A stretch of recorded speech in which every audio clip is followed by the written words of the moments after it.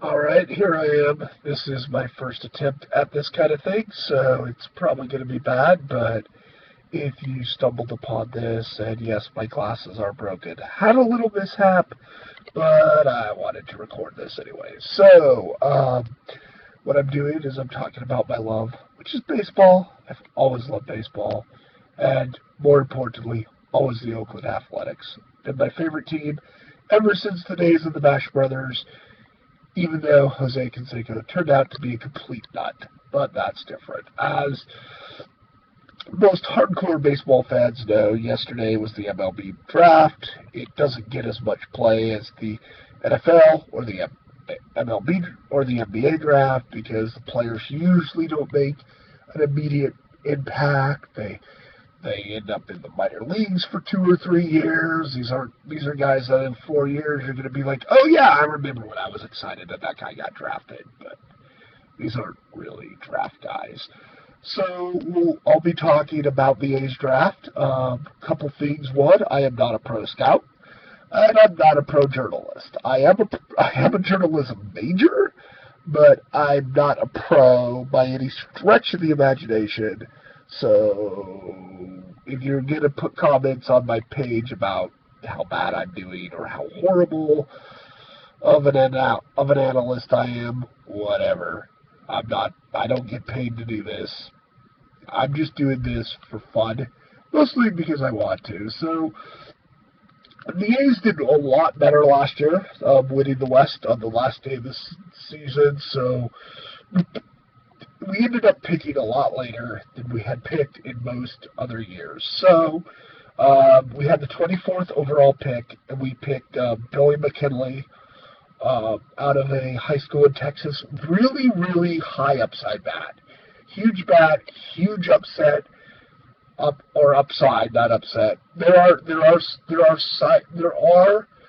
questions about his signability. I was reading some other reports. It seems he may not be as committed to college as some people think. I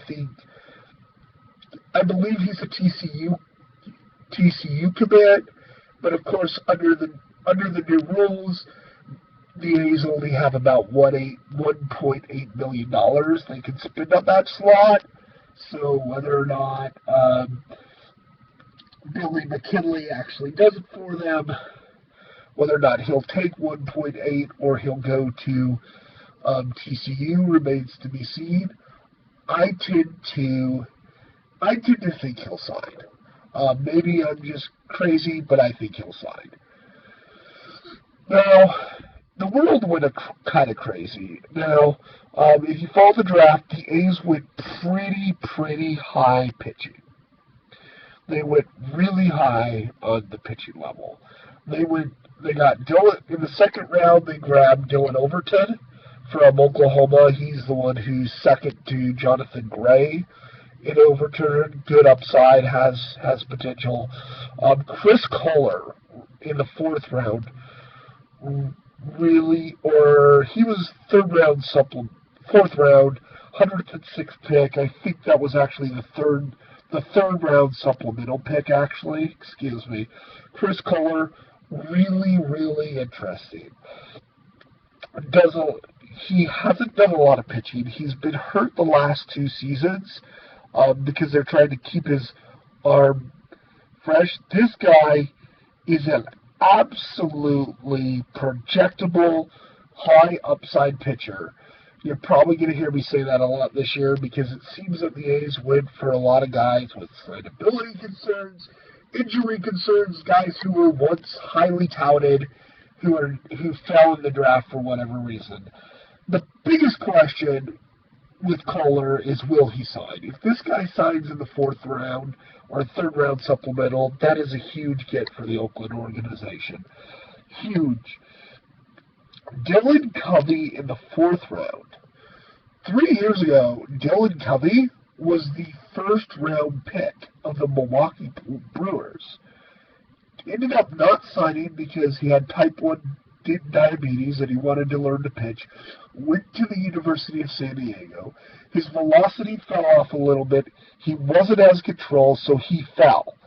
But But getting that potential in the 4th round, again, is really good. He can still hit 94 with a fastball.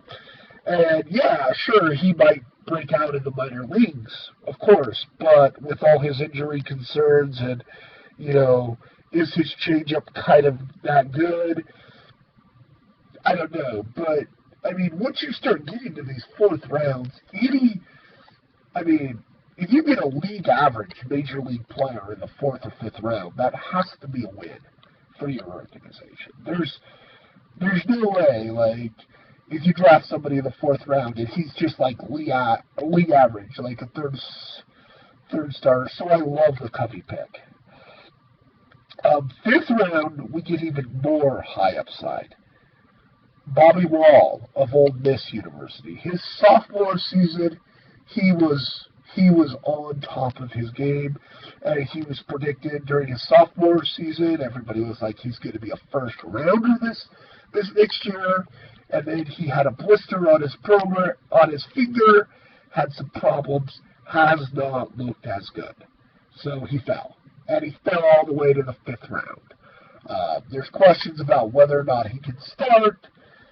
And he probably is a reliever long term. But still, again, that kind of value in the 5th round is amazing.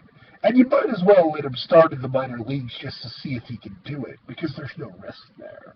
You're not losing anything if you have him start in the minor leagues and you can't do it, and then by the time he gets up to the majors, he has to be the 7th, 8th inning guy. You're not really losing a whole lot of value there. This is a 5th round pick. Same question with Kohler, though, because Wall was such a huge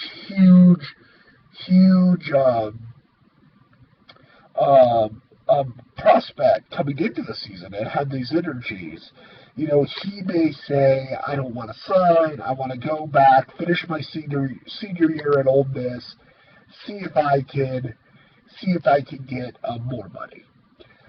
Like with any draft class, it's really hard to evaluate the day after the sign, especially after the draft, especially because we don't know yet how many of these guys will sign.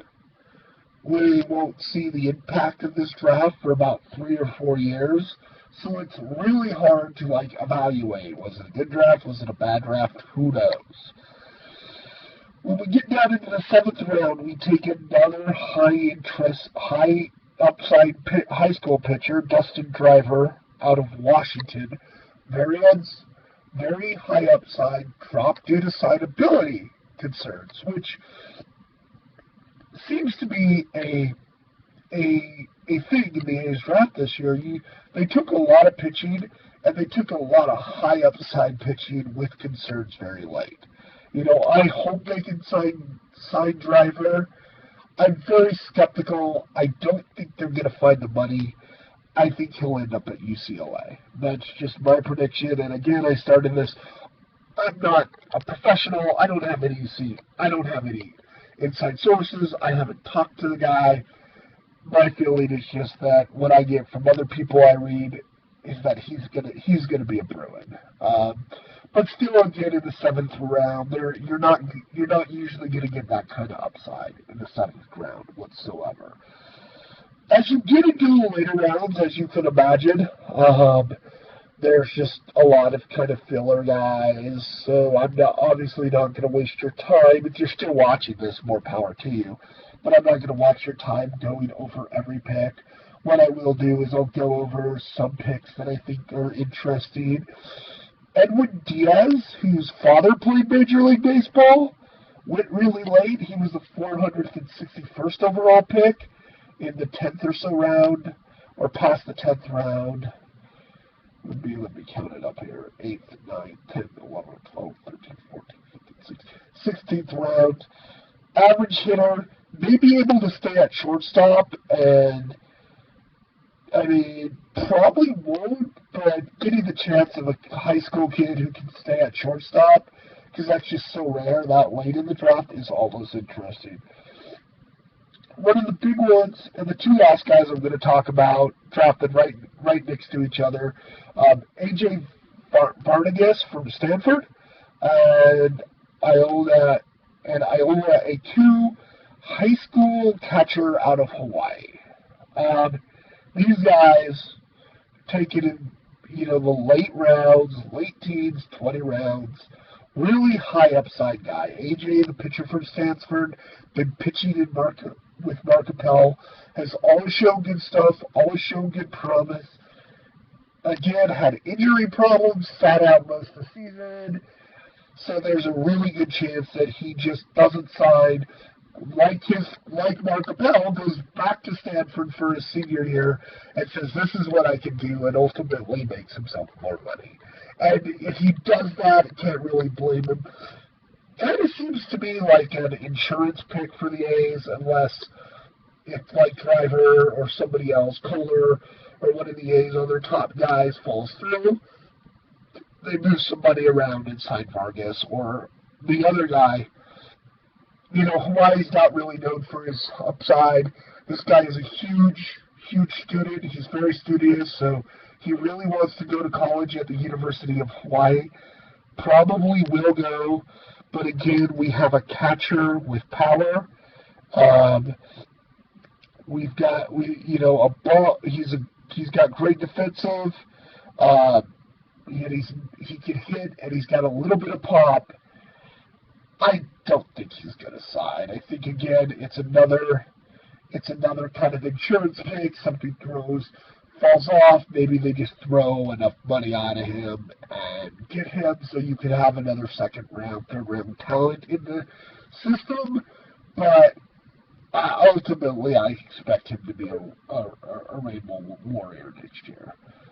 So ultimately, especially in the first 10 picks, like if you looked at the A's first 10 rounds, they took 1, 2, 3, 4, 5, 6, 7, 8, 9, not 9, but they took a lot of pitching and a lot of high upside pitching. Overall, I like the draft. I think it was really well done. I'm a sucker for the upside guy because, my way of thinking is, all drafts and all sports are kind of a crapshoot, right? This is even more true in baseball. Ricky Henderson was a fourth-round pick, right? Ricky Henderson, all-time steals leader, fourth-rounder.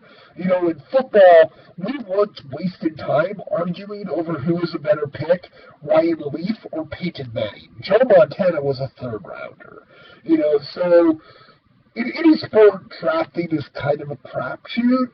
So if you're going into a draft knowing that it's a crapshoot, I would just rather take the high upside guys and just hope the dice roll the right way, because you're rolling the dice anyways. Might as well take the 30-1 guy, right? I guess for me, maybe this is weird. I'd rather take the guy who has a chance of becoming a number one starting pitcher and a true ace than take a guy that for sure is going to be a number 4, because I think you can always get a number 4 somewhere off the free agent market or in a trade somewhere. Well, that's it for me. Hopefully I'll do more of these A's video blogs. I'm going to try and start doing more video blogs. Probably bad, I admit that, but, just starting out, trying to learn my way at doing this. That was my kind of recap of the draft. I do like the draft. I do like the talent we got. I think there's a lot of high upside guys here. I was looking at Baseball America. We got 6 of their top 100, which is really good. Baseball America's top 100 prospects we have 6 of. Again, I don't think we're going to sign all those guys. Guys like Driver and AJ Vargas probably aren't signing, but you never know. Maybe the A's can move enough money around to make it work. I don't think so. I'll try and do one of these once the signing deadline passes and we know who's actually in our organization. Go A's, and I hope that you all have a wonderful day.